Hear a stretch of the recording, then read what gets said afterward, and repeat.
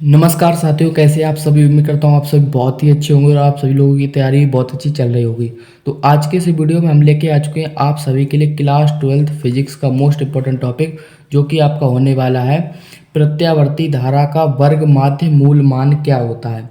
प्रत्यावर्ती धारा का वर्ग माध्य मूल मान क्या होता है, इसका फॉर्मूला क्या होता है, इसकी परिभाषा क्या होती है और इसका सूत्र का निगमन कैसे करना होता है। मोस्ट इम्पोर्टेंट होता है इसका निगमन।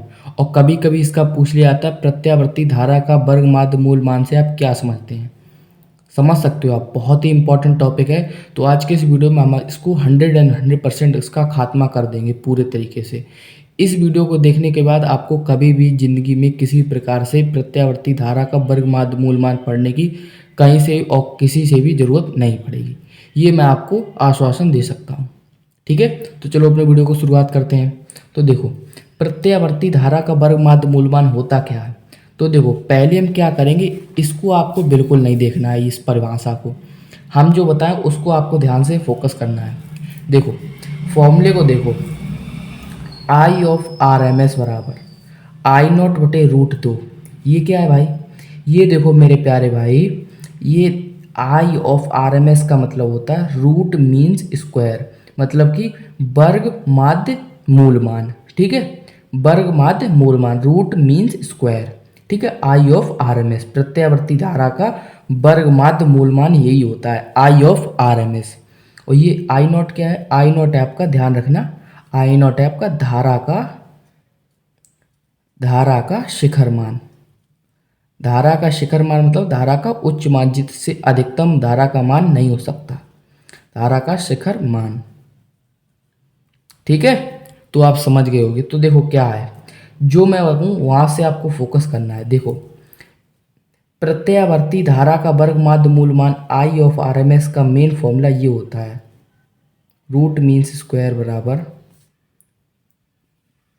ये होता है आपका फॉर्मूला एक, माध्य और इसका स्क्वायर। देखो, इसके ये फॉर्मूला क्या कहता है, इस फॉर्मूले से हम निकालेंगे। ये फॉर्मूला आपका कहता है प्रत्यावर्ती धारा का, ये प्रत्यावर्ती धारा है, प्रत्यावर्ती धारा, और ये ऊपर डंडी मतलब माध्य होता है, प्रत्यावर्ती धारा का माध्य का, देखा है, प्रत्यावर्ती धारा के वर्ग का माध्य। देखो, प्रत्यावर्ती धारा के वर्ग के माध्य के, प्रत्यावर्ती धारा और इसका वर्ग, वर्ग के माध्य के वर्गमूल को समझो ध्यान से, प्रत्यावर्ती धारा के वर्ग के माध्य के वर्गमूल को प्रत्यावर्ती धारा का वर्ग माध्य मूलमान कहते हैं। क्या कहोगे, प्रत्यावर्ती धारा के वर्ग के माध्य के मूल मान को प्रत्यावर्ती धारा का वर्ग माध्य मूलमान कहते हैं। समझ गए, बिल्कुल समझ गए। प्रत्यावर्ती धारा के वर्ग के माध्य के मूल मान को प्रत्यावर्ती धारा का वर्ग माध्य मूलमान कहते हैं। प्रत्यावर्ती धारा के वर्ग के माध्य के वर्गमूल को प्रत्यावर्ती धारा का वर्ग माध्य मूलमान कहते हैं। इसे वर्ग कह दो या मूल कह दो, वो समझ जाएगा एग्जामिनर। ठीक है, तो कहोगे प्रत्यावर्ती धारा के वर्ग के माध्य के मूल मान को प्रत्यावर्ती धारा का वर्ग माध्य मूल मान कहते हैं। तो इतना मैं उम्मीद करके चल रहा हूँ कि आपको ये समझ में आ गया होगा। इस हिसाब से मुझे, इस डेफिनेशन से हमको ये फॉर्मूला प्रूफ करना होता है, ये फॉर्मूला प्रूफ करने के लिए बोला जाता है। ठीक है, इस फॉर्मूले से। तो इसको निगमन करने के लिए हम क्या करेंगे, इसके लिखेंगे परिभाषा से। ठीक है, उपयुक्त परिभाषा से, उपयुक्त ऊपर वाली परिभाषा से, उपयुक्त परिभाषा से, परिभाषा से। ये फॉर्मूला नहीं लिखना है आपको, ठीक है, ये मैंने रफली समझा दिया है। प्रत्यावर्ती उपयुक्त फॉर्मूला से क्या होगा, परिभाषा से, प्रत्यावर्ती धारा के वर्ग माध्य मूलमान होगा आई ऑफ आर एम एस बराबर किसके इक्वल, प्रत्यावर्ती धारा के वर्ग के माध्य के वर्गमूल को, ये वर्गमूल है, इसे प्रत्यावर्ती धारा का वर्ग माध्य मूलमान कहते हैं। ठीक है जी, समझ गए, बिल्कुल आप समझ गए। अब हम यहाँ से क्या करेंगे, मान रखेंगे आई ऑफ आर एम एस बराबर, देखो आपको फॉर्मूला मालूम होगा, ये बार सभी पे चढ़ा दो। फॉर्मूला आपको मालूम होगा, आई बराबर क्या होता है, I naught sine omega T, sine omega T. ठीक है, ये होल स्क्वायर है तो इसके भी, इस पे भी स्क्वायर आ जाएगा, और ये आपका साइन स्क्वायर ओमेगा टी हो जाएगा।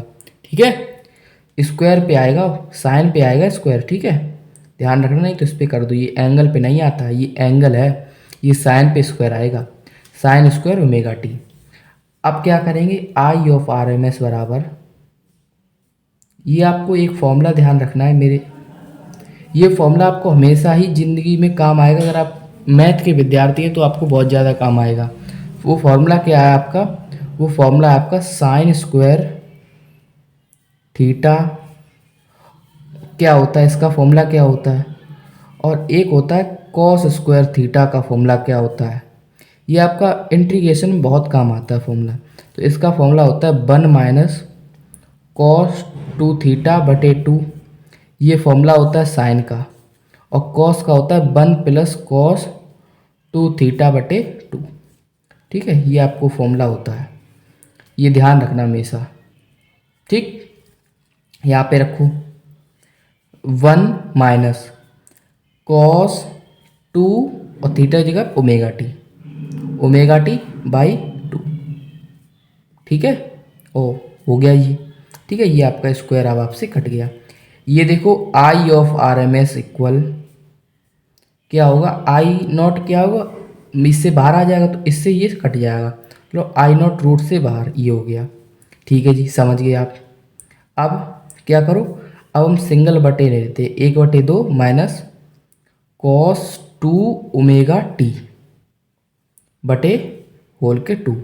अब आप एक बात भी जानते हो कि अगर मैं आपको लॉजिक से समझाऊं, देखो यहाँ पे दिख रहा होगा आपको, ये हो गया। ठीक है, 1/2 यहाँ पे ले लिया और इसके अलग अलग बटे में ले लिया हमने। ठीक है, अगर मैं आपको लॉजिक से समझाऊं तो आप उससे भी समझ सकते हो, और डायरेक्ट समझाऊं तो आप रट भी सकते हो कि एक पूर्ण चक्र में लिख दो, चूंकि पूर्ण चक्र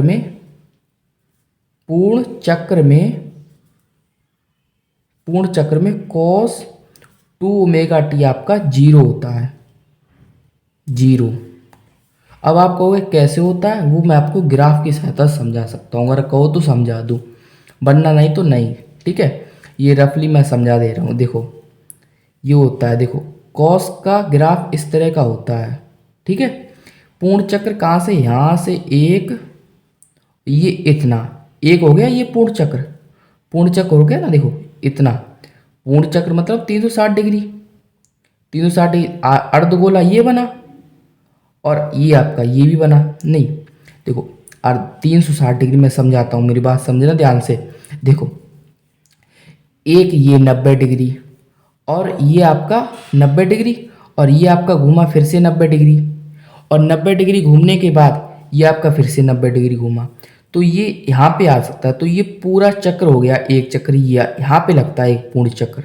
ठीक है, तो पूर्ण चक्र यहाँ पे आपका 0 होता है, बैठा होता है, तो ये आपका होता है 0। ठीक है, लॉजिक से मैंने आपको समझा दिया, नहीं तो आपको ऐसे डायरेक्ट समझ में आ जाना चाहिए। ठीक है, ये कॉस 2 ओमेगा टी के जगह पे आपका 0 हो जाएगा।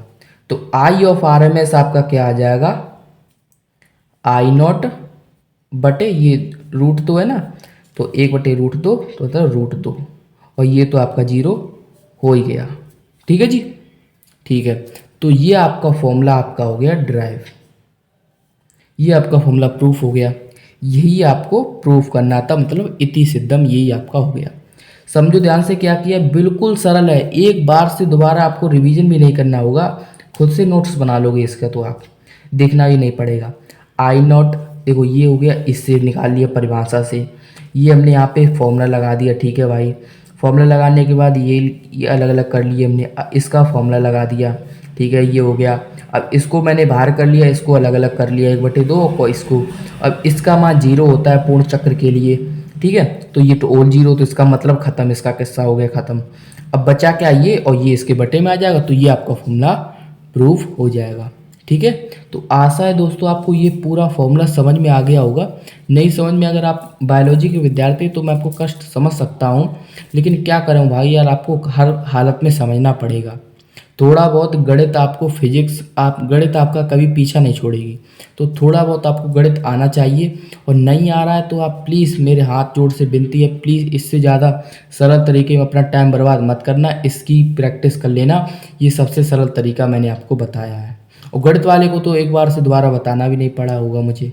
ठीक है, तो आशा है दोस्तों आपको मेरी वीडियो पसंद आई होगी और आपको ये कॉन्सेप्ट भी समझ में आ गया होगा। तो मिलते हैं ऐसे एक और शानदार वीडियो में, तब तक के लिए धन्यवाद। आप अपनी पढ़ाई करते रहिए।